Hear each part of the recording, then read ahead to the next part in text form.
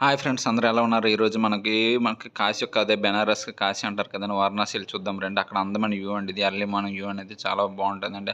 అక్కడి నుంచి మనకి వెళ్ళేటప్పుడు కొంచెం కాలభైరవ ఆలయం ఉంటదండి. అక్కడి నుంచి లోపల మనకి గాడ్ అలా ఉంటది ఫ్రెండ్స్.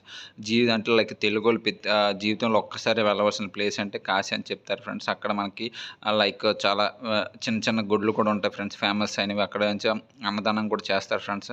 అండ్ అక్కడ ఉండే మెయిన్ గుడి టెంపుల్ ఇది ఫ్రెండ్స్. అక్కడ అందమైన చాలా చాలా వస్తువులు కూడా అమ్ముతారు ఫ్రెండ్స్. అక్కడ మీకు కావాలనుకుంటే కొనుక్కోండి ఫ్రెండ్స్. అక్కడ మనకి బెనారస్ అనేది ఫేమస్ అండి. అక్కడ బెనారస్ సారీస్, బెనారస్ డ్రెసెస్ చాలా అంటే చాలా అందంగా ఉంటాయి ఫ్రెండ్స్. అండ్ మనకి అక్కడి నుంచి ఘాట్స్ ఉంటాయి ఫ్రెండ్స్. అక్కడ మనకి స్నానాలు చేసి పుణ్య స్నానాలు అనేది ఆచరిస్తారు ఫ్రెండ్స్.